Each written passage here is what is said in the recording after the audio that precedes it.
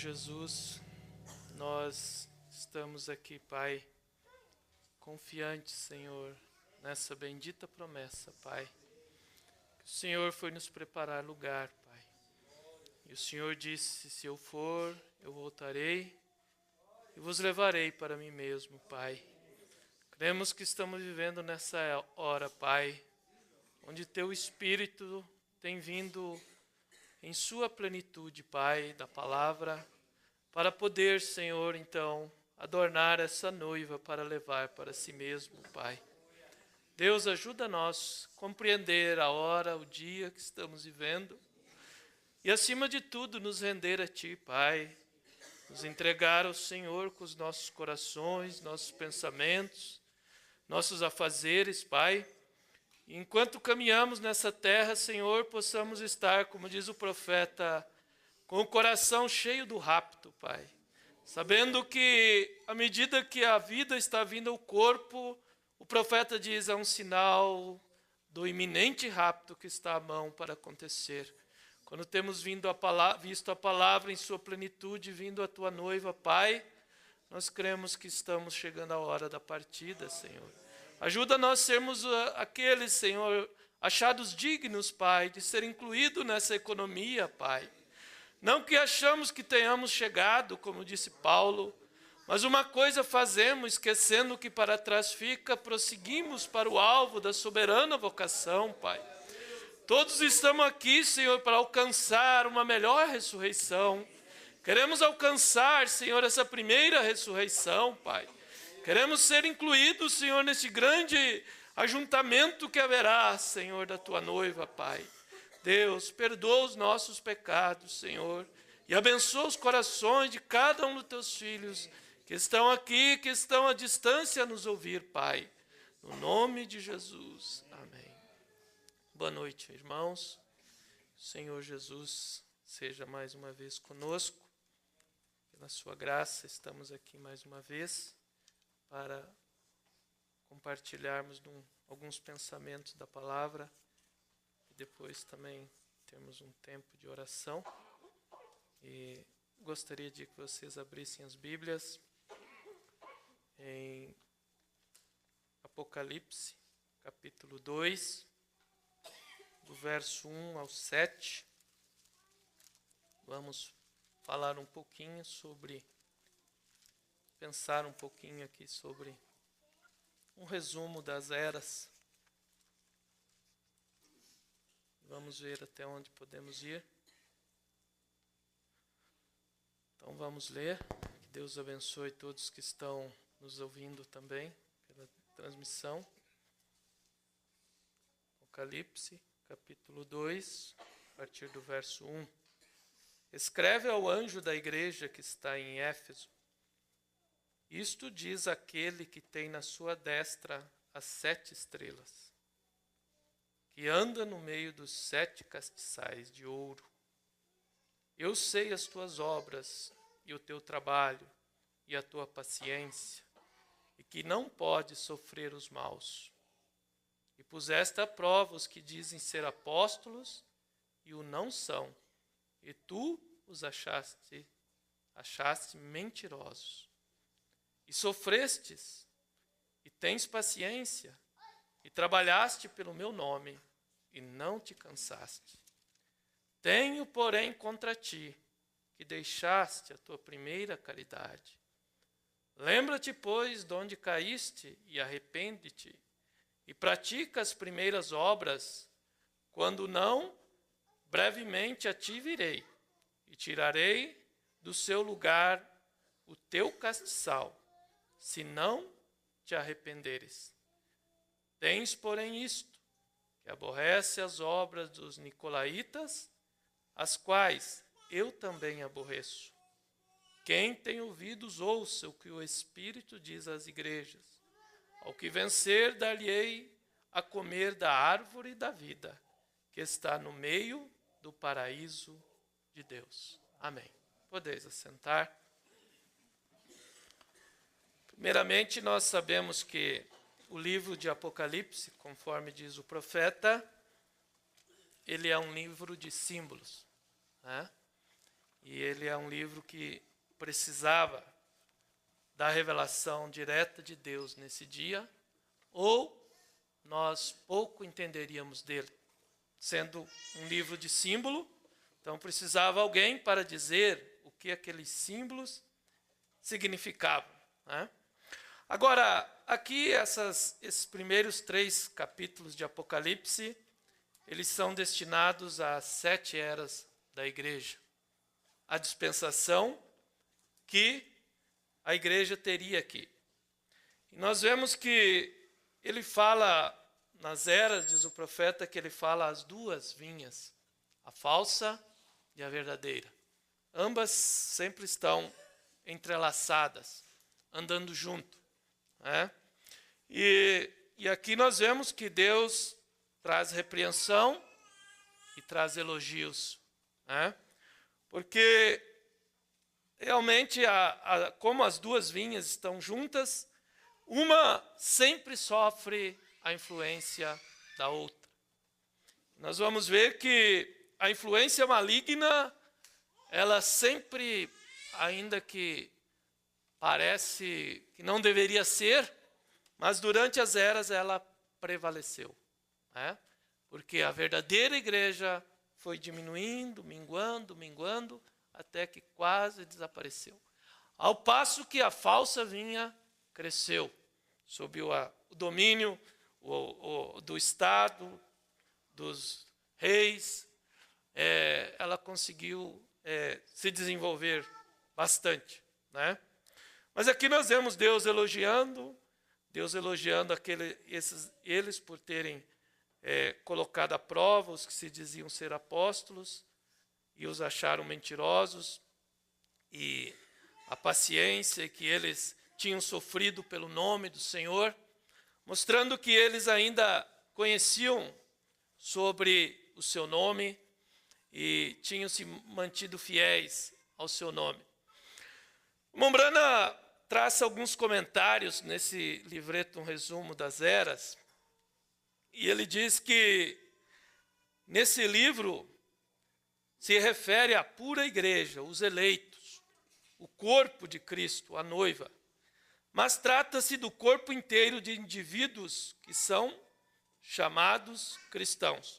Ou seja, não se refere apenas aos eleitos, mas a todos os que são chamados cristãos, tanto os nominais como os espirituais, né? Porque até hoje os católicos se intitulam cristãos. Todavia, tem tão pouco de Cristo que quase você não acha mais nada da doutrina cristã ali. Mas são intitulados cristãos, nominalmente, por nome, né? Por denominação. Agora, nós, diz o profeta, aprendemos que a igreja é constituída de 2 vinhas, a verdadeira e a falsa. E as 2 vinhas são motivadas por 2 espécies de espíritos. Uma tem o Espírito Santo, enquanto a outra é dotada do espírito do anticristo. Mas, todavia, elas estão ali, lado a lado. Ambas professam falar em nome de Deus. Ambas creem em certas verdades bem básicas e discordam em outras. Ou seja, creem bastante da Escritura, em alguns pontos fundamentais, mas discordam em outras. Porém, desde que ambas levam o nome do Senhor, sendo chamadas cristãs, e por levarem tal nome, obviamente alegam ter um parentesco com ele. Deus o chama de casamento. Deus agora considera ambas responsáveis perante ele e, portanto, fala a cada uma. Além disso, aprendemos que essas 2 vinhas cresceriam lado a lado até o fim das eras, quando ambas chegariam à maturidade e ambas seriam ceifadas. A falsa vinha não venceria e destruiria a verdadeira vinha, mas, por outro lado, tampouco a verdadeira vinha poderia conduzir a falsa a um relacionamento salvador com Jesus Cristo. Ou seja, as sementes que estão plantadas no coração aqui de cada indivíduo que compõe essas 2 vinhas, igrejas, então não há como mudar a semente que está ali, porque cada semente terá que produzir segundo a sua espécie. Por isso, ainda que um da falsa vinha possa estar no meio da verdadeira vinha, ainda assim aquilo não vai poder fazer ele se tornar um da verdadeira vinha, a menos que dentro dele haja essa semente, esse desejo que vai se manifestar. Porque se há uma semente verdadeira, vai manifestar um desejo de obedecer à palavra verdadeira. Então, ainda que tudo Deus tenha nos coloca-nos ambos sob o livre-arbítrio, então cada um vai poder demonstrar o que está dentro de cada um de nós. Por isso diz o irmão Branham que é a maneira mais inteligente que poderia haver foi como Deus fez as coisas. Ou seja, ele colocou nós sob um livre-arbítrio. Porque se ele dissesse assim, no século 20 ou 21, na cidade de Curitiba, haverá um homem chamado Joglair e ele será um cristão verdadeiro. Eu poderia pensar, será que é eu? Porque tem outros nomes como o seu.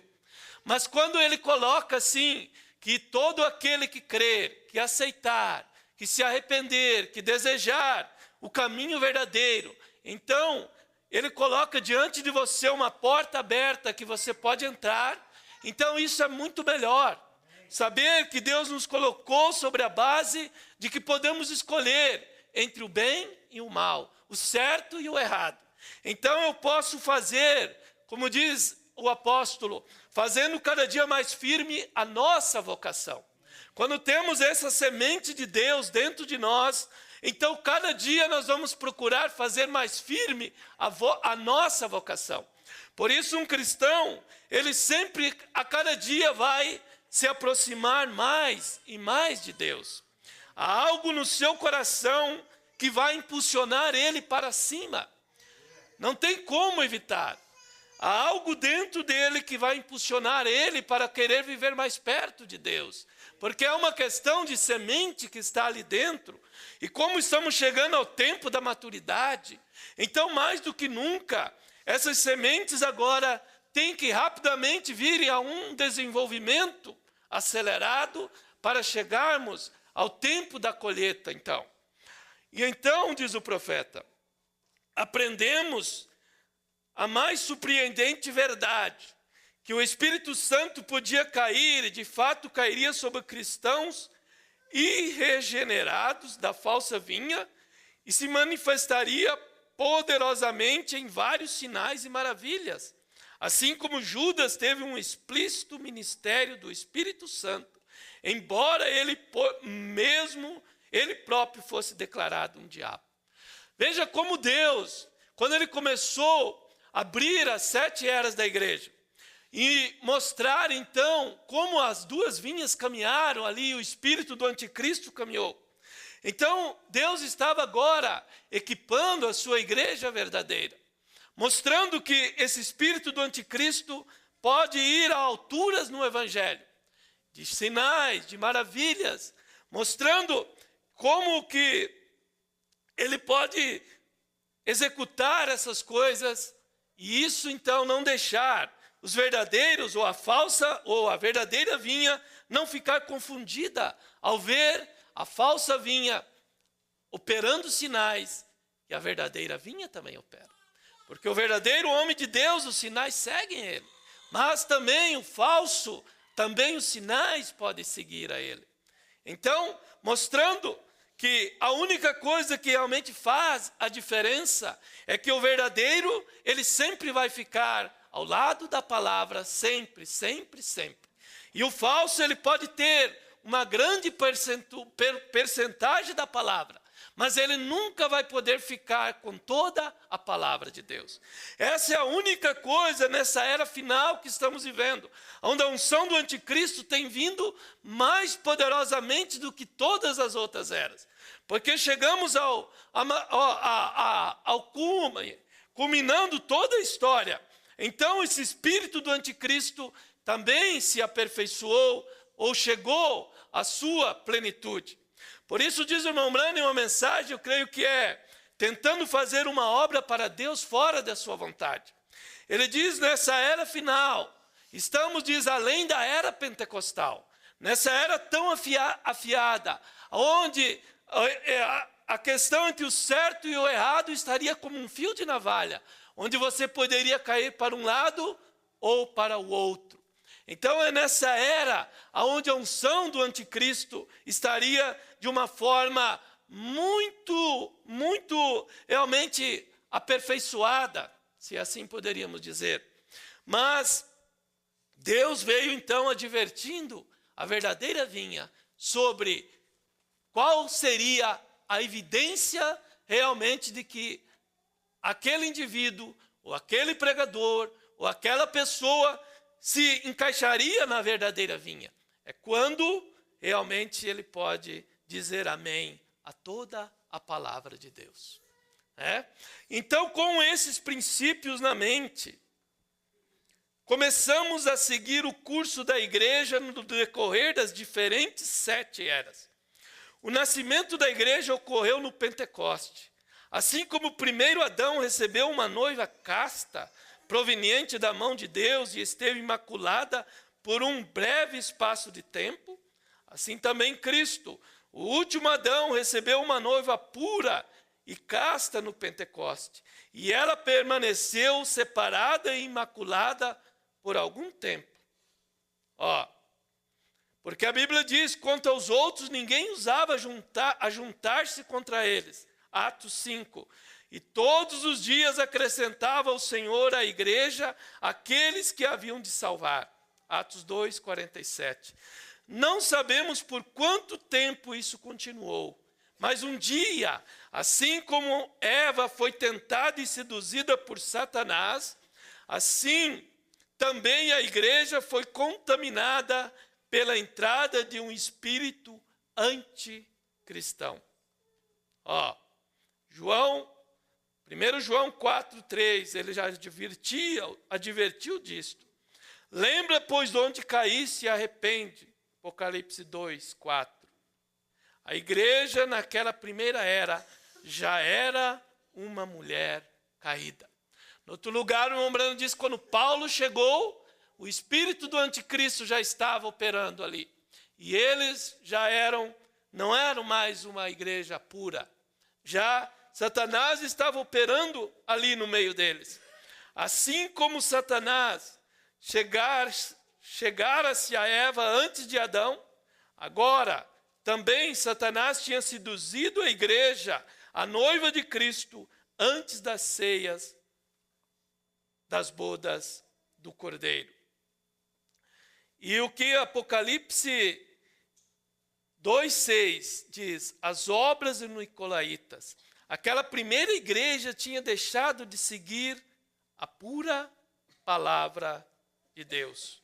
O nicolaitismo, que significa organizar um governo humano dentro da igreja, como todos os governos fizeram, legisla sobre o povo. E eles optaram pela conveniência de um governo humano em lugar da palavra e do Espírito. Então, a morte havia entrado. Agora, isso entrou de uma maneira, diz o irmão Branham, muito quase imperceptível. De uma maneira que parecia que não havia maldade nisso. E ele diz que mesmo homens grandes, como Policarpo, grandes homens de Deus mesmo, eles foram meio que levados por este ensinamento de que um homem, um bispo, deveria ter uma atribuição, um título que não era inerente a ele de acordo com a palavra. E que ele deveria ter um governo sobre outros pastores. E que um bispo deveria ter uma certa preeminência, além da igreja local apenas. Então, isso veio de uma maneira tão sagaz que mesmo Policarpo, esse grande homem, e outros tiveram uma tendência de apoiar isto. Então, irmãos, você veja que, por isso é que nessa era final, Deus enviou um profeta, e Deus mesmo prometeu que ele revelaria toda a palavra, Por isso Cristo veio para abrir todos os mistérios para nós. Porque de outra maneira nós também seríamos enganados. Porque se homens como Policarpo, cheios do Espírito Santo, mas por não ter a palavra aberta para eles, por não ter os mistérios revelados, por não ser a época onde a plenitude da palavra poderia vir para eles, eles foram induzidos e apoiaram esse sistema que não era nada menos do que o sistema nicolaíta, que estava se estabelecendo ali no meio deles, naquele tempo então. E nós vemos, diz o profeta, o joio sempre se desenvolve com mais vigor que o trigo ou qualquer outra planta cultivada. A igreja joio cresceu rapidamente nessa primeira era, mas a igreja trigo estava florescendo também. Mas perto do fim da primeira era, as obras dos nicolaítas estavam florescendo nas igrejas locais da falsa vinha, com crescente tentativa de espalhar sua influência para além do seu próprio corpo. Então é aí onde esses grandes homens da verdadeira vinha começaram também a ter uma influência dessa falsa vinha. Então nós vemos que a questão é tão séria, por isso é que a abertura da palavra, como falamos, como o profeta fala, a revelação de toda a Bíblia, era algo indispensável. E é algo indispensável hoje para os eleitos que Deus preordenou para irem no arrebatamento. Porque somente através disto, irmão, é que nós poderemos escapar do engano do anticristo. Porque ele é tão sagaz e ele enganou esses verdadeiros homens de Deus. Fez eles tomarem o caminho que não era o verdadeiro caminho de Deus. Mas hoje, quando Deus, então, por isso é a importância disso, então, da palavra em sua totalidade para nós. Porque sem a palavra em sua plenitude, nós também estamos sujeitos a sermos enganados. Estamos sujeitos a não chegarmos à maturidade da palavra, a não chegarmos à estatura plena de Cristo.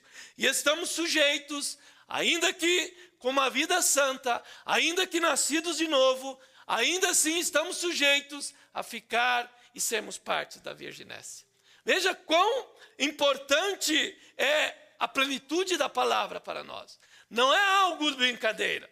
Não é alguma coisa que nós queremos trazer e pensar e destacar como algo novo, como alguns acham. A abertura da palavra, isso não tem nada de algo novo. Isso é algo que o profeta trouxe. Isso pode ser novo para nós, porque a palavra ela é nova a cada dia. E, na verdade, houve um tempo de semeadura. Houve um tempo que a chuva da semeadura estava acontecendo. Mas agora está chegando o tempo da chuva, da colheita também, onde ela deve vir. Então, nesse sentido, a palavra está se fazendo nova para nós. Mas Deus já tinha providenciado isso no ministério do sétimo anjo. A diferença é que o profeta, quando ele estava aqui na terra, Deus tinha levado ele num nível já de fé, de revelação, de conhecimento, de maturidade, de adoção, onde ele tinha chegado a ser um homem já adotado, e ele tinha chegado a um nível onde realmente poucos puderam chegar. Ele estava pregando uma mensagem para uma igreja que ainda viria, na verdade. Havia algumas igrejas em algum lugar, algumas fitas indo ao redor do mundo, mas eram apenas semeaduras, era apenas batismo, unidade, eram apenas as bases fundamentais do evangelho que estavam sendo colocadas. Mas ele já tinha chegado ao nível mais alto, onde ele tinha visto já o espírito do anticristo que viria, e ele tinha trazido a palavra em plenitude, ainda que o povo não podia captar aquilo. Ele estava pregando uma mensagem para um povo que ainda não podia entender aquela mensagem. Por isso você vê ele falando, quando ele prega o futuro lar, ele pode dizer, ele disse, eu posso contar nos dedos os que entenderam. Por quê? Porque não era tempo para eles entenderem. Ainda Deus tinha um plano, mas Deus tinha armazenado o alimento. E nós agora, os pregadores, como dispenseiros de Deus, temos que pegar esse alimento que foi armazenado, que são essas mensagens, e então ver a estação que estamos vivendo e trazer isso para o povo na estação própria. Porque se estamos no tempo da maturidade, então temos que saber qual é a mensagem que amadurece o grão. E então trazer isso para o povo, para que isso possa amadurecer a semente. Porque o irmão Branham viu isto, ele teve esses estágios no seu ministério, e ele sabia que haveria uma noiva que viria após ele ser tirado dessa terra. E então, nós vemos que o profeta diz, o que foi plantado na primeira era se desenvolverá na segunda, e em todas as outras eras, até chegar à maturidade e à colheita. Por isso é que todo o poder do anticristo se juntou nesse último cavaleiro baio ou amarelo. Por quê? Porque o primeiro cavalo, o anticristo, começou lá, na primeira era, aquele cavalo branco, aquela doutrina dos nicolaítas, e então ele veio no cavalo vermelho da matança, então ele veio no cavalo negro, então onde o poder, a igreja e o Estado se casaram, e então ele destruiu quase que totalmente a vinha verdadeira, através da morte, através de mesmo queimando as Bíblias e deixando alguns exemplares apenas ali nos mosteiros, na língua morta. Então nós vemos que este espírito, esse cavalo, esse poder, se junta agora no cavalo baio. E agora nós estamos vivendo debaixo, ou sob a influência, o mundo está desse cavalo chamado baio, que se chama morte, e o inferno o seguia. Porque foi nessa era, nesse tempo final, que 200 milhões de demônios foram soltos antes da Primeira Guerra Mundial, para vir e arrasar, para destruir. E eles começaram arrasando, e então por isso que você viu que depois da Segunda Guerra Mundial, quando esses demônios operaram em Hitler, Mussolini, Stalin, que aqueles poderes estavam empurrando os 144 mil para a terra deles. Então nós vimos que esses poderes depois mudaram a sua tática, mudaram a sua forma de atuar, e se tornaram religiosos, e se tornaram mundanos, e se tornaram para fazer o pecado proliferar, e se estabeleceram através de tantas formas, e se estabeleceram em Hollywood, espalharam toda a vulgaridade ao redor do mundo. Então nós vemos que toda a terra foi contaminada por esse poder demoníaco. Por isso, depois da Segunda Guerra Mundial, você viu o aumento do pecado como nunca. De 50, 60 anos para cá, o mundo decaiu de uma maneira que seria quase inacreditável. Dizer, se nos anos 40 fosse dizer o que estaria acontecendo hoje, as pessoas não creriam. Porque quando o irmão Branham profetizou em 33, que a mulher seria uma das coisas mais baixas da terra, aquilo ele disse que chocou a ele até. Chocou as pessoas, porque parecia que... Porque na época ainda havia moral, havia certo pudor, mas Deus já tinha antevido que ela seria a coisa mais imoral da terra. E levaria a humanidade à corrupção geral, como estamos vendo hoje. Então parecia que era algo tão difícil de acontecer, mas em uma geração a coisa se apodreceu completamente. Houve uma invasão completa. Por isso o irmão Branham pregou aquela mensagem, a invasão dos Estados Unidos, mostrando como o diabo tinha invadido aquela nação, se estabeleceu em Hollywood e disseminou toda a vulgaridade daquela nação, e então para todo mundo, e então nós chegamos aonde nós chegamos. Nos anos 70, 60, a nossa nação aqui foi invadida também por todo tipo de imoralidade. E então o diabo colocou a televisão nos lares e disseminou e acabou com todos os valores que haviam ainda entre as famílias. Então, como o diabo usou a sua tática, todos esses poderes, ele juntou nesse cavalo chamado Baio. E é esse poder que está destruindo toda a humanidade. Então é isto que nós vemos hoje. Mas se por um lado ele disseminou o seu poder no cavalo Baio, então Cristo teria que vir também no seu poder para contrapor a isto. Porque se Cristo não viesse em todo o seu poder, coitado de nós, coitado da igreja. O que seria se Cristo não tivesse vindo com a abertura de toda a palavra? Nós poderíamos ser, no máximo, laodiceanos. Igreja pentecostal. Olha a condição que eles estão. Olha a condição das mulheres dos pentecostais. Olha a condição dos líderes. Olha a condição que eles chegaram. Mas Deus sabia de tudo isso. E Ele enviou a plenitude da sua palavra para nós.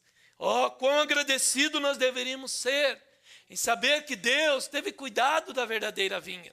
Saber que Ele sabia que nós precisaríamos mais do que nunca da sua palavra revelada em sua plenitude para nós podermos enfrentar essa era que nós estamos vivendo. E então diz o mensageiro, assim, na era de Esmirna, esperamos uma ampliação e um esclarecimento da história da corporação da igreja através da revelação do Espírito. Mas o Senhor disse, deixa-os em paz, e ambos irão até a colheita. Porém a minha noiva, eu digo a ela, sê fiel até a morte, ame-me ainda mais. E isto é o que ele está dizendo para a sua verdadeira igreja. E aprendemos em termos indiscutíveis que essa vinha é a vinha de Satanás, essa falsa. E eles pregam, ensinam, batizam, participam de vários ritos dados por Cristo à igreja. Todavia, não são de Deus, mas porque dizem que são, Deus os considera responsáveis. E em cada era fala deles e a eles. E eles nos fazem lembrar exatamente de Balaão, que tinha o ofício profético, mas o seu ensinamento era um ensinamento contrário à verdade de Deus revelada pela palavra. Então era esse espírito que estaria operando nesse dia. E então a terceira era revelou pelo espírito de profecia que a igreja mundana adotaria o nicolaítismo como uma doutrina. A separação entre o clero e os leigos cresceu, desde a verdade bíblica de anciãos, pastores de rebanhos locais, guiando o rebanho pela palavra, até a obra dos nicolaítas, em que o clero que se organizou em níveis hierárquicos, um sobre o outro, cuja forma não escriturística então evoluiu para um sacerdote que colocou o clero entre o homem e Deus. E então eles fizeram uma usurpação. E a igreja envolveu-se na política. E esse envolvimento foi bem recebido por um imperador ditador, que uniu a política da igreja com a política estatal e pela força estabeleceu a falsa igreja, a religião falsa de Satanás como a religião verdadeira. Você veja que a tática do diabo é conhecida. É por isso que ele não engana o eleito. Porque a tática de Satanás é estabelecer a sua vontade, a sua religião pela força. E a tática de Deus não é por força nem por violência. Porque a Bíblia diz que o Espírito do Senhor conhece os que são seus. Então, quando você vê um sistema tentando se estabelecer pela força, tentando dizer que quem não pertence ao nosso grupo está perdido, não vai no rapto, irmão, você vê já de longe que é o espírito do anticristo. Não engana mais o eleito. Você vê que é o espírito do diabo camuflado ali, como sendo a verdadeira vinha. Porque o Espírito de Deus não trabalha dessa maneira. O Espírito de Deus traz a verdade para o povo. E aqueles que são de Deus ouvem a palavra de Deus e seguem a Deus, a revelação da palavra. Mas o espírito do anticristo opera pelo medo, persegue. Tem que pertencer a nós, tem que ser do nosso sistema, tem que estar conosco. Ou senão está fora do quadro. Isso é anticristo, isso é antipalavra. Oh, mas graças a Deus, que Deus enviou um profeta e desmascarou o diabo para nós. E o diabo não vai enganar a verdadeira noiva desse dia, porque ela vai se tornar a palavra. À medida que ela recebe a palavra e se submete à palavra, ela se torna a palavra. Então, quando você vê isso, você diz, ih, diabo, essa tática tua já não pega o verdadeiro eleito, não pega o verdadeiro homem de Deus. Não, nós nunca devemos nos curvar ao sistema de um homem, não, ou de uma organização. Nós devemos saber que Deus é soberano através da sua palavra, amém? E tudo que não permite a palavra fluir, então é Satanás entrando para não deixar Deus ter a preeminência. Porque Deus, ele sempre vai ter a preeminência através da palavra. Mas quando as pessoas não querem deixar a palavra, então mostra que há um espírito do anticristo para se estabelecer ali. Então nós vemos o profeta dizer que eles são ignorantes quanto às coisas de Deus. Mas o irmão Branham diz, mas se o arrebatamento acontecesse neste momento, a ignorância não serviria como tribunal de apelação contra o juízo de Deus por estarem na classe errada. Então aqui nós temos que concluir uma coisa, que o verdadeiro eleito, Deus está obrigado a tratar com ele. É trabalho de Deus. Por isso o irmão Branham disse, se um homem é verdadeiro, e se ele estiver sendo, ele é sincero e verdadeiro, e ele está verdadeiramente errado, o profeta diz, Deus está obrigado a tratar com aquele homem. É Deus que vai tratar com ele. É Deus que vai mostrar, porque ele é verdadeiro, ele é sincero, mas ele está errado. Então Deus, o Espírito Santo, vai até ele e traz ele para o centro do caminho e revela que ele não está onde ele deveria estar. Por isso o irmão Branham diz, eu prefiro estar errado na doutrina, mas certo no espírito, do que errado no espírito e certo na doutrina. Porque se eu tenho o espírito certo só pode ser o Espírito de Deus. E então eu estou errado em alguma coisa, então esse Espírito de Deus vai me trazer para a doutrina correta, então. Sim, essa é a verdade. Como a união do Estado e da igreja estavam preparando o terreno para a tenebrosa Idade Média. E realmente, por cerca de 1000 anos, a igreja entrou na profundeza da escuridão, conhecendo as profundezas de Satanás. Foi a Era Negra, 1000 anos. Foi o milênio do diabo, se poderíamos dizer assim. Porque ali foi onde o diabo se casou, a igreja e o Estado se casaram. Assim como agora Cristo está vindo a um casamento com a sua noiva e teremos 1000 anos de reinado de paz, o diabo teve o seu milênio já na Era das Trevas, quando a igreja se uniu com o Estado. E eles se casaram ali, e por volta do ano 500 ou 600, houve realmente o coroamento do primeiro Papa. E então o anticristo tomou o domínio ali. E o poder da igreja foi tão grande que eles tinham 2/3 de todas as terras da Europa. Eles destituíam reinos, eles ameaçavam com excomunhão, e então todos eram sujeitos àquele domínio, àquele sistema daquela religião ali. Era tão forte que ela destituía reinos, e ela excomungava reis, e ela dominava e tinha as terras até da Europa, em sua maioria, em sua mão. Então era um poder terrível. Foi um milênio do diabo, foi a era das trevas aqui. Após o que parecia, diz o irmão Brana, um tempo interminável no qual a verdade certamente teria de morrer. Porque pense, irmão, foram 1000 anos. Olha quanto tempo foi. 1000 anos de escuridão, onde há pequenas sementes ou pequenos movimentos de Deus se levantavam ali ou acolá e eram perseguidos e exterminados pela falsa vinha. Ela perseguia realmente até conseguir. E alguns se escondiam nas montanhas e em florestas e viviam ali por algum tempo, mas ela ia atrás dele até conseguir exterminar completamente.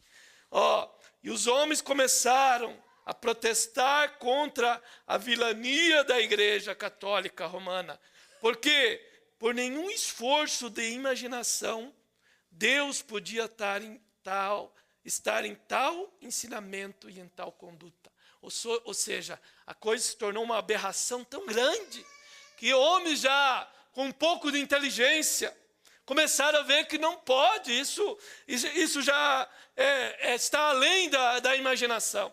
Quando começaram a vender indulgências por pecados futuros, você pode comprar e os pecados que você cometer já estão perdoados. Quando começaram a vender para tirar as almas dos purgatórios, das pessoas que tinham morrido e que estavam ali sofrendo, e a pessoa podia comprar aquilo se tornou uma aberração tão grande, que homens inteligentes começaram a ver, isso não pode permanecer assim. E então, Deus começou a mover, algumas coisas começaram a tomar lugar. Mas então Deus, em sua graça soberana, enviou um mensageiro chamado Martim Lutero para começar uma reforma. E ele operou num clima em que tanta corda fora dada à Igreja Católica Romana, que ela estava a ponto de enforcar-se por si mesma. Porque havia até prostíbulos para sacerdotes. Quando Lutero foi a Roma com tanta devoção, pensando que realmente ele estava no caminho correto, mas ele era um homem sincero, e Deus permitiu ele ir lá e ver a heresia que estava. E quando ele chegou e viu prostíbulos para sacerdotes, quando ele viu a coisa contaminada na cúria que estava no reino papal, ele voltou dali tão decepcionado. E ele voltou sendo tão fiel à igreja, ainda querendo corrigir ou querendo reformar a igreja. E Deus, em outras palavras, disse, tente isso para você ver no que vai dar. E ele pôs as 95 teses. Ele queria reformar a igreja, mas era algo irreformável. Como é que Deus podia reformar aquilo que tinha derramado o sangue de todos os santos durante 1000 anos de trevas? Não havia mais remédio, não tem mais como reformar aquilo. E então, por um tempo ele tentou, e então ele viu que era impossível. E se não fosse Deus estar naquilo, ele teria sido morto. Mas Deus o guardou. E então, quando Lutero pregou a justificação pela fé, a verdadeira vinha pela primeira vez em muitos séculos, começou a crescer generosamente. Porque quando a palavra foi traduzida, e então ele começou a ouvir na mão do povo, e eles lerem os escritos dos apóstolos, aquilo foi um reavivamento para eles, porque a palavra a palavra da hora traz o reavivamento. Então o reavivamento sempre vem pela palavra. Então aquilo trouxe um reavivamento, um regozijo. A Alemanha simplesmente reverdeceu. E então Deus usou os próprios políticos, estavam tão enfadados do jugo que o império papal, os impostos que eles tinham que enviar para Roma, que até eles não suportavam mais. E então eles até deram apoio a Lutero. Apesar que isto, diz o irmão Brana, foi o seu grande erro, porque ele se comprometeu novamente com o sistema humano de novo. E logo eles se organizaram. E entre eles houve muitas brigas, facções. Havia algumas pessoas entre elas, assim como sempre há em cada era. Havia alguns verdadeiros e genuínos cristãos, mas houve muitas facções, houve muito problema entre aqueles que se levantaram após a era luterana, e mesmo quando Lutero estava ali. Houve muito fanatismo. E então, o espírito do anticristo estava entrando agora dentro da reforma. Olha como o diabo cavalga de um poder, de um lugar para outro. Quando ele viu que a falsa vinha, agora ele já tinha dominado ela, e ele agora viu que algo novo estava surgindo, algo que Deus estava se movendo. O diabo não ficou lá na falsa vinha apenas. Agora ele se move para dentro do movimento que Deus estava se levantando naquela hora, que era a reforma. Então o diabo entra para ali. E esta era teve dezenas de facções dentro de si. E para provar quão longe estava da verdadeira semente, deve-se simplesmente ler a história e ver como perseguiu umas às outras, mesmo até a morte em alguns casos. Então, sempre foi assim. E nós queremos achar que no nosso tempo não ia ser assim? Seria impossível não ser assim. Mas havia algumas pessoas entre elas, assim como sempre há em cada era. Então, sempre vai haver facções quando Deus levanta um avivamento. Porque o irmão Brana diz que todo avivamento produz gêmeos. Então, não há como nós achar que tudo entre o povo que saiu da mensagem seria todo trigo. Oxalá fosse. E eu e você estamos lutando para ser o trigo verdadeiro, não é verdade? Nós não estamos aqui para condenar ninguém. Nós estamos aqui para julgar a nós mesmos.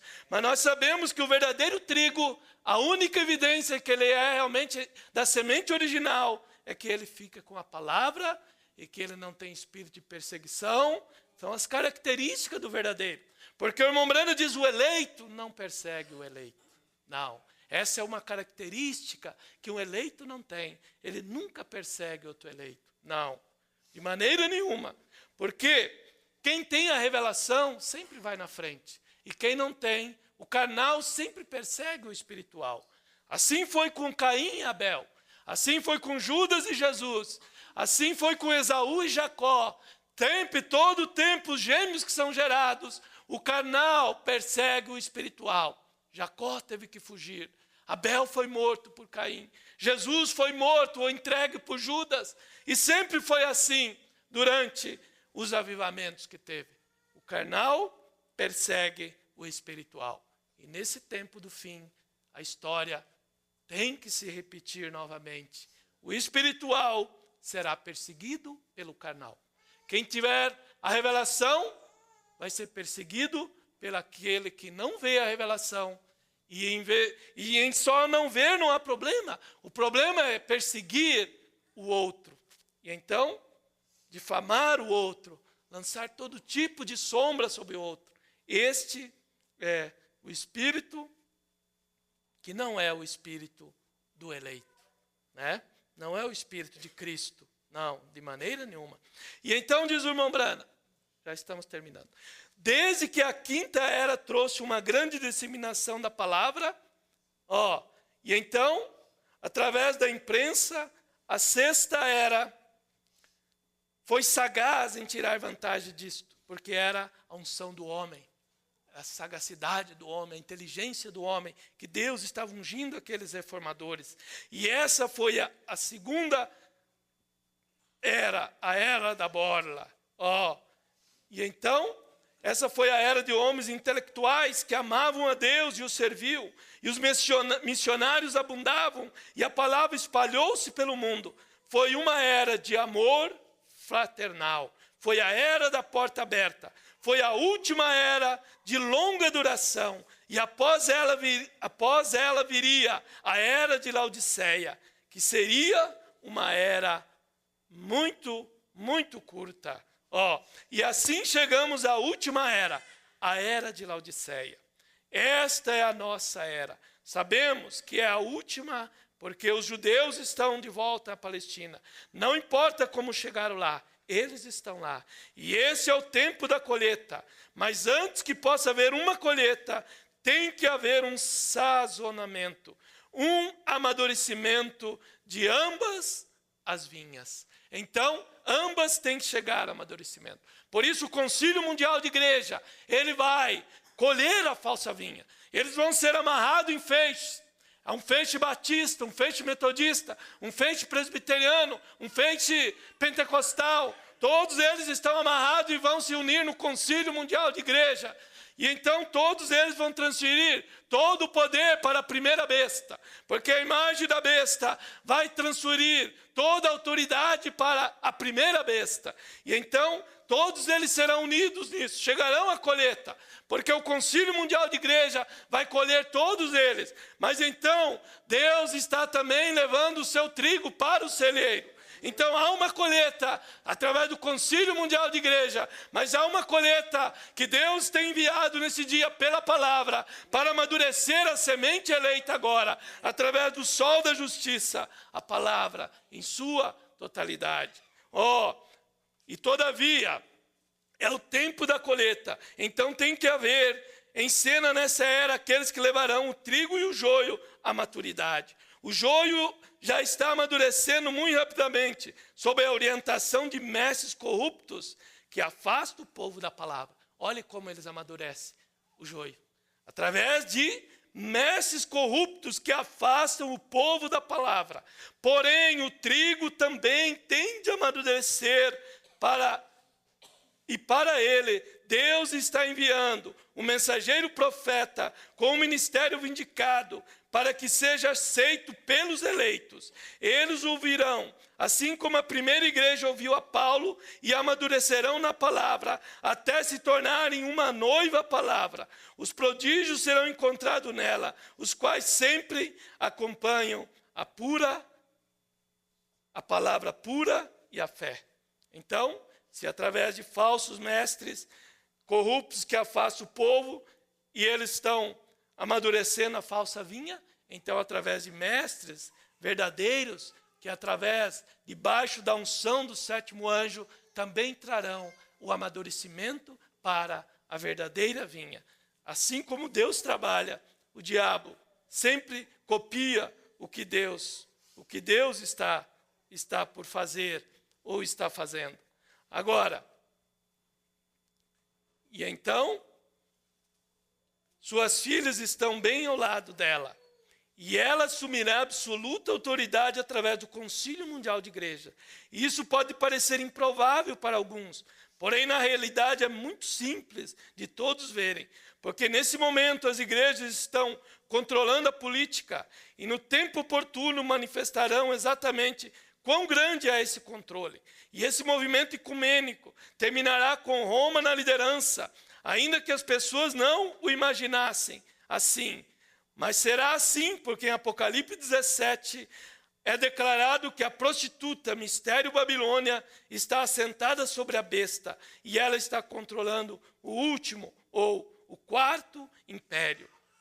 E esse sistema será obediente a Roma, porque Roma controla o ouro do mundo. Desse modo, todas as pessoas têm que pertencer ao sistema mundial de igrejas ou ficar à mercê da situação, porque não pode comprar ou vender sem ter a marca da besta na mão ou na testa. Mas isso não é nenhum chip, como as pessoas tentam colocar aí. Não pense que seria algo assim. É muito enganoso, é algo muito sagaz. Somente quem tem a revelação da palavra é que pode escapar disto. Por isso, somente as virginés, elas terão conhecimento do que é a marca da besta. Por isso, o irmão Branham diz, muitos darão as suas vidas pelo que eu estou pregando agora. E ele diz, continuando, é melhor você dar a sua vida agora, ou aceitar essa palavra em plenitude agora, porque então será tarde e você terá que dar a sua própria vida. Mostrando que as virgens nécias, elas conhecerão o que é a marca da besta. E quando elas virem que não foram no rapto, então elas darão a sua vida. Porque a Bíblia diz que o dragão vai atrás do restante da semente da mulher, conforme Apocalipse 12. E ele vai com grande ira, porque ele quer vir pensando que vai pegar os eleitos. Mas os eleitos já foram embora no rapto, porque será um rapto secreto da noiva. E o diabo não saberá nada disso, porque será um encontro no ar, na outra dimensão. E o diabo não sabe desse plano. E então, ele não vai saber disto. E ele vai atrás do restante da semente da mulher com ira, porque ele sabe que foi através dessa mensagem que ele foi desmascarado. Então, esses vão ter que dar as suas vidas por não terem recebido, conforme diz o profeta, a totalidade da palavra, conforme ele prega em As 10 Virgens e os 144 mil. Porque Roma controla o ouro. E então veja o que é isto. Essa marca na cabeça significa que terão de aceitar a doutrina do sistema mundial de igreja, o qual é o trinitarismo,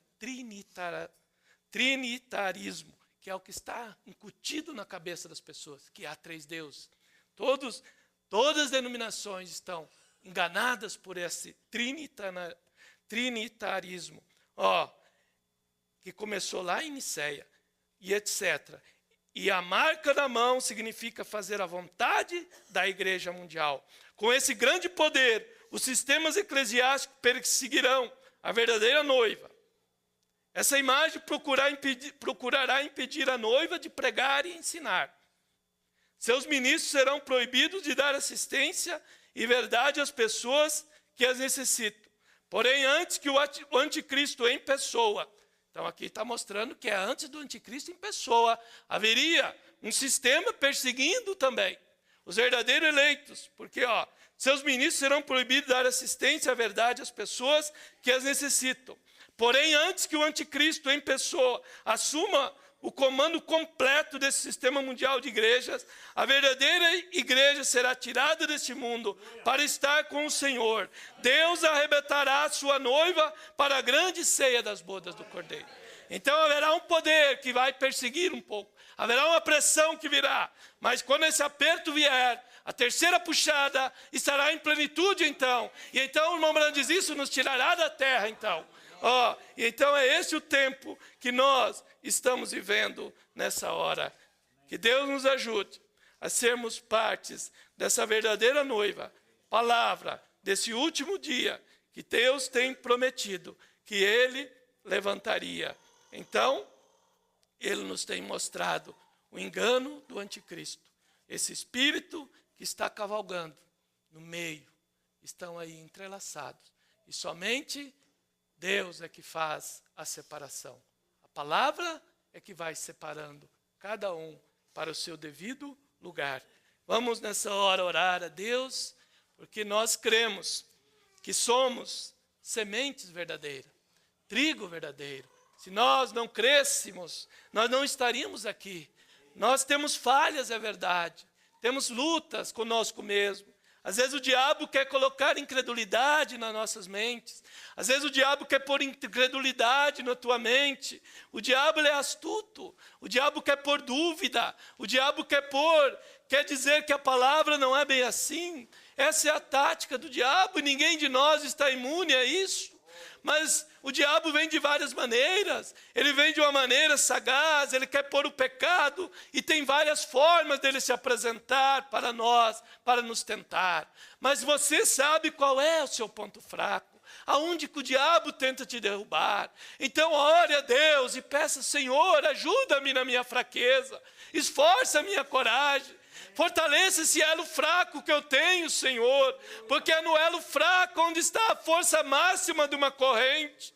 Então é nesse elo fraco onde cada um de nós sabemos aonde nós temos, é aí onde nós devemos orar nessa noite e dizer, Senhor, fortaleça-me, Senhor, esforça a minha coragem, ajuda a minha incredulidade, acrescenta a minha fé, Senhor, como um Tomé foi um duvidoso, ele teve incredulidade, mas ele não era um perdido, ele era um eleito, mas quando ele disse, Senhor, ajuda a minha incredulidade, então Deus o ajudou. Deus pode te ajudar nessa noite. Talvez o diabo te assolou de alguma coisa, colocando dúvida em você, mas você diga, Senhor, eu não quero duvidar, eu quero crer em tua palavra, eu quero aceitar a palavra para esse dia, eu quero dizer amém à mensagem para esse dia, e eu quero ser contado como a noiva, a palavra desse dia. Senhor Deus, Pai Celestial, que hora tão terrível estamos vivendo, Pai. Que hora de engano, Senhor. Deus, que tem vindo para tentar todos que habitam sobre a terra. mas o Senhor prometeu que o Senhor nos guardaria da tentação. E nós vemos que tudo aquilo que aconteceu nas eras se ajuntou agora e tem vindo nessa última era. E então, se aquelas tentações vieram ali e o Senhor prometeu que os guardaria, então nessa hora o Senhor também é o único que pode nos guardar, Pai. Se não fosse o Senhor ter descido para revelar toda a palavra para nós, Pai, nós estaríamos em confusão, nós estaríamos sem saber que caminho tomar, nós estaríamos sem poder julgar as coisas pela palavra. Mas, Senhor, hoje nós temos a palavra em sua plenitude. É por isso que nós queremos, Senhor, cada dia nos alimentar dessa palavra. Nós queremos, Senhor, nos tornar esse livro, Pai, nos tornar essa palavra que é Cristo, que foi aberto para nós, revelado. Senhor, venha nos ajudar, Pai, porque os selos, diz o profeta, é Cristo, é a palavra em plenitude, e é isto vindo para dentro de nós, é que nos vai nos mostrar o espírito do anticristo, o engano dele nessa hora, sua forma religiosa. Mas nós temos que distinguir que não é apenas aparência, não são sinais, mas é crer e dizer amém a toda a palavra de Deus. É aí onde está a vitória da noiva desse dia, é aí onde a noiva vai se colocar, porque ela tem uma promessa de que ela não será enganada, porque ela não vai deixar de olhar a palavra, ela vai estar observando a palavra, como aquela visão que tu deste ao nosso profeta, Senhor, e aquela última igreja passou pela segunda vez. E tu disseste, esta é a noiva, e ela passou, e todas elas, diz o irmão Branham, estavam olhando para o mensageiro. Isso mostra que nós estamos olhando para a palavra, Pai. Nós não estamos olhando para um homem, nós não estamos olhando para um sistema, nós estamos olhando para Cristo, a palavra que foi manifestada nesse dia, e é isso que nós queremos nos apegar, Senhor. Nessa noite estamos aqui, Pai, para confessar nossas debilidades, confessar nossas fraquezas, Senhor, confessar os meus pecados, Pai. Como Daniel disse, nós pecamos. E Daniel disse, eu tenho pecado. E ele confessou o seu pecado, confessou o pecado do povo. Então um anjo poderoso desceu para ele e revelou todo o plano que havia para o seu povo. Pai, quando nós podemos confessar os nossos pecados, esse anjo poderoso que está com o pé sobre a terra e o mar, nós podemos tomar esse livro da mão dele, diretamente de Cristo. E então, Pai, nós podemos ter acesso ao Senhor, à Tua palavra, mas nós temos que estar dispostos a confessar nossa ignorância, confessar nossas fraquezas, confessar até mesmo nossa incredulidade. Pai, confessar os nossos pecados. E então quando nós confessamos, há um anjo ali que pode tocar, como tocou Isaías, tocar a nossa iniquidade, como tocou o profeta e ele foi puro, ó Pai.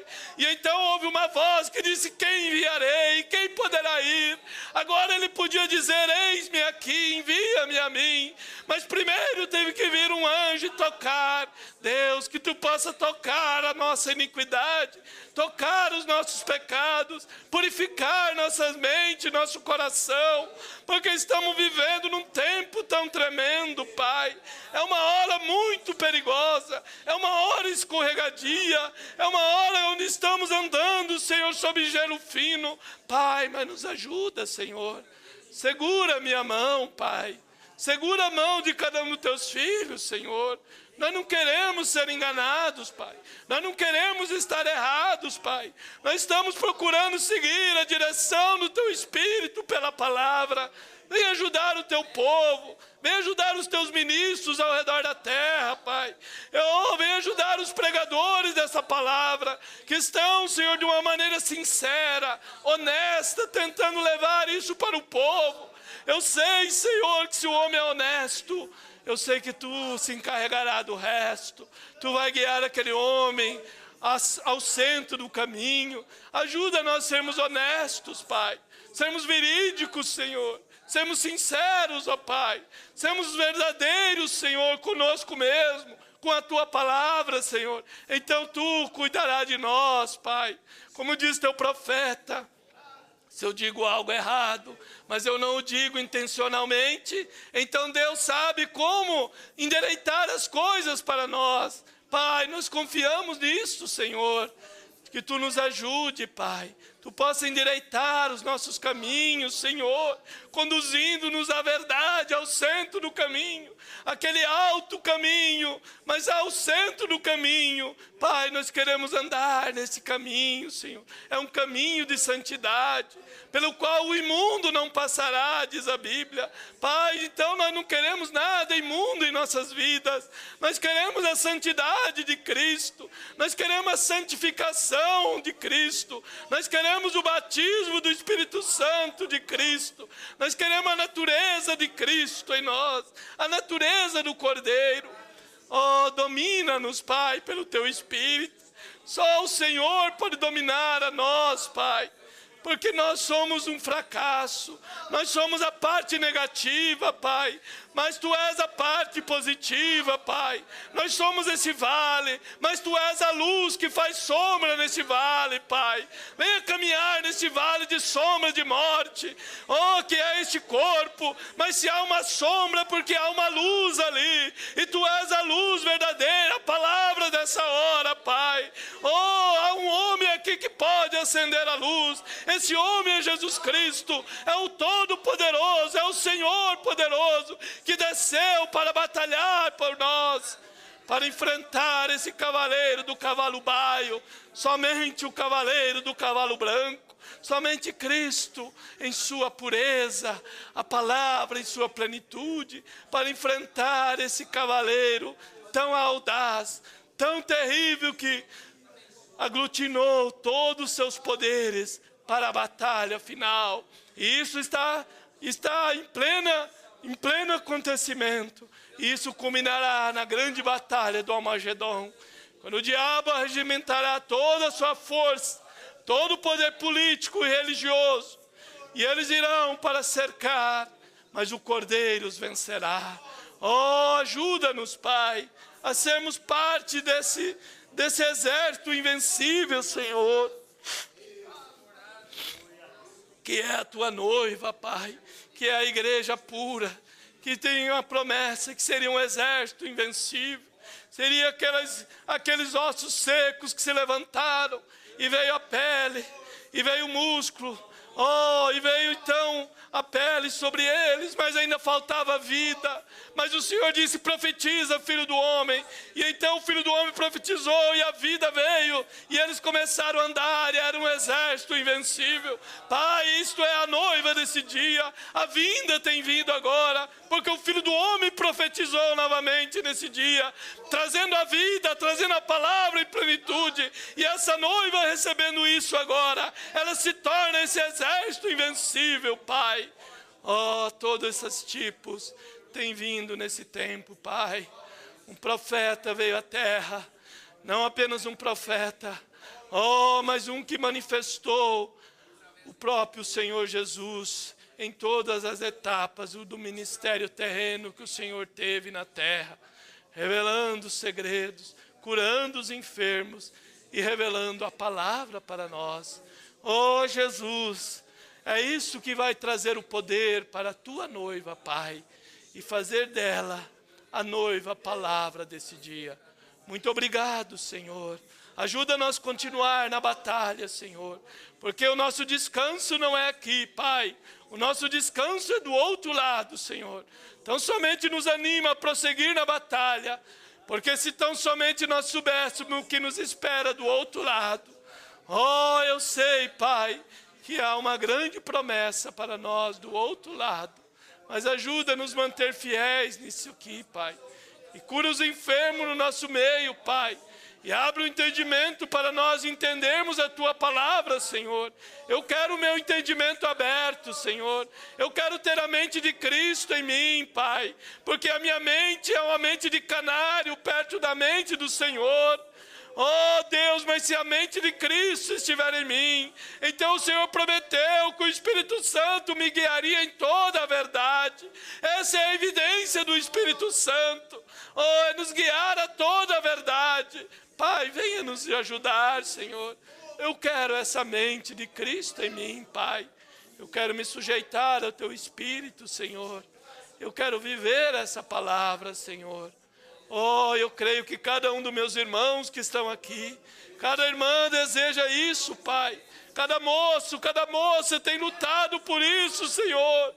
Tem pagado o preço para ser fiel a essa palavra. Tem rejeitado o mundo, o pecado, a vulgaridade. Cada homem tem procurado ser fiel à sua esposa. Cada esposa procurado ser fiel ao seu esposo. Porque nós estamos, Senhor, comprometidos com uma causa, comprometidos com Cristo. Nós estamos de passagem, somos peregrinos e forasteiros. Estamos em busca da nossa morada eterna, Pai. Por isso nos ajude, Senhor. Esforça a nossa coragem, Pai. E anima-nos a prosseguir, Senhor. A dar um passo mais a cada dia. Um passo só é que Tu tens que dar a Cristo. Como diz o hino, ajuda-nos, Pai, a dar a cada dia um passo, Senhor. Porque se Tu cuida dos pardais, quanto mais Tu dissesse, não cuidará de vós, ó homens de pouca fé. Deus, abençoe cada um dos meus irmãos, os que não têm podido vir, Pai, e aqueles que não têm sentido o desejo de vir, Pai.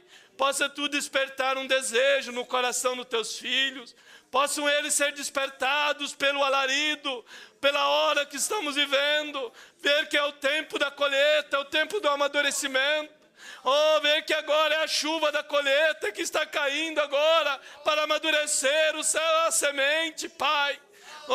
Deus, que o Espírito Santo possa mover os corações e trazê-los à Tua casa, colocar o amor divino em cada coração, ao ponto que sinta desejo de vir à Tua casa, Pai. Nós colocamos tudo em Tuas mãos, Pai. Nós estamos aqui como um sacerdócio para interceder, Pai. Nós não queremos ninguém perdido naquele dia. Nós não queremos ninguém faltando, Pai. Nós não queremos ver ninguém que se reuniu conosco faltar. Nós queremos estar ali, ver cada um ali naquela manhã de ressurreição. Pai, ajuda, Senhor. Traga um despertamento para alguém que esteja adormecido.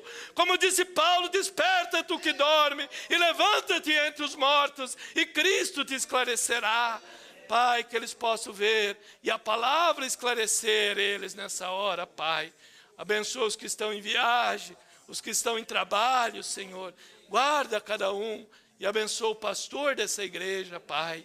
Pois ele é o anjo que vigia pelo rebanho, Senhor. E ninguém poderá subir a um nível mais alto de fé, de revelação, do que o anjo da igreja.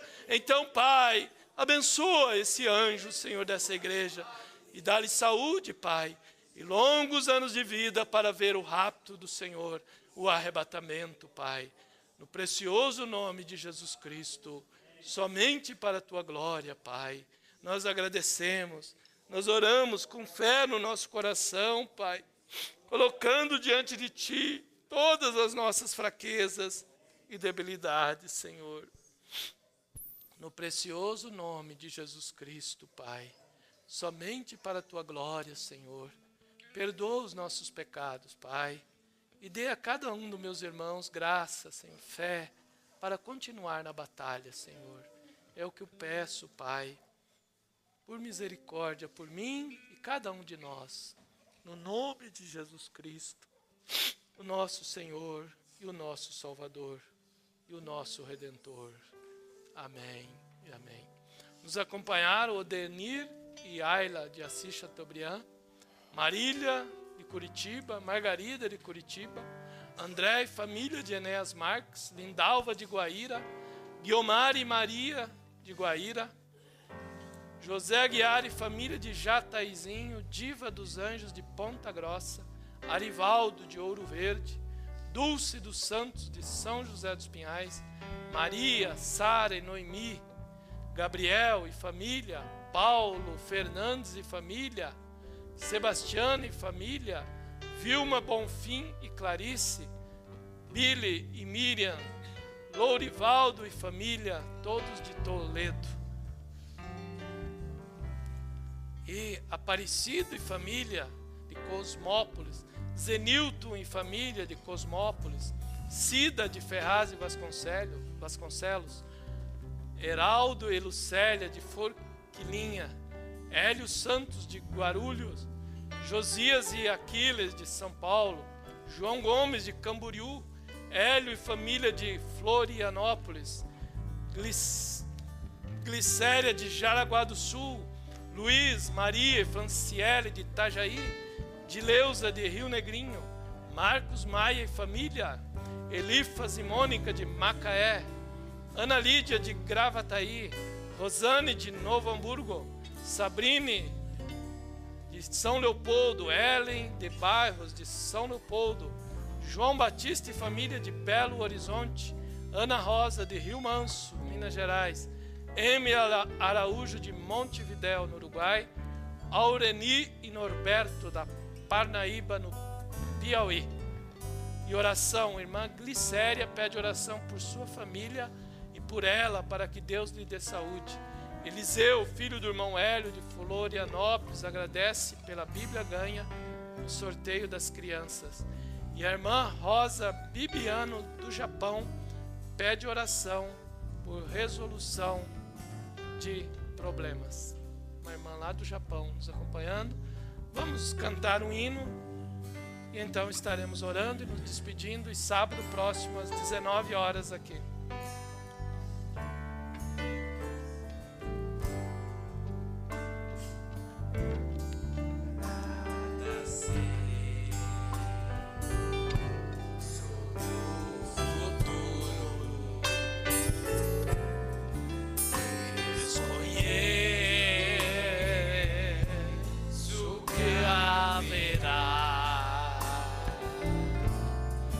É provável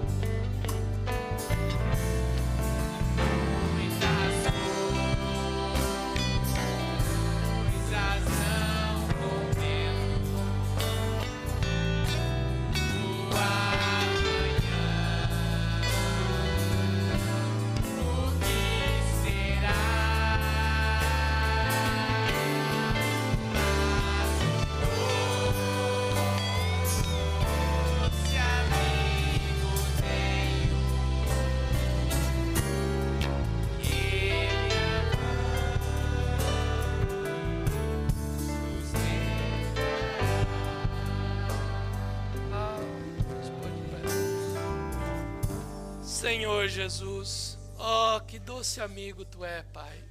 Que canção mais maravilhosa, Senhor. Eu não sei sobre o futuro, Pai. Eu não entendo tudo, Senhor. Mas uma coisa eu sei, eu conheço quem conhece o futuro. Como aquele irmão disse, o irmão Brana, você não conhece muito da Bíblia. O profeta humildemente disse, mas eu conheço o autor da Bíblia. Oh, deixe-me conhecer a Ti, Jesus. Então Tu me guiarás em toda a verdade, Pai. Oh, Deus, que doce nome é o do Senhor, Pai. Venha me guiar, Jesus. Venha guiar cada irmão aqui, Senhor, no nosso trabalho a cada dia, quando estamos ali diante dos problemas, da dificuldade, quando estamos ali diante da prova e da tentação, diante do pecado que tão de perto nos rodeia. Oh, Jesus, venha Tu ser o meu amigo, Pai. Venha me encher do Espírito Santo.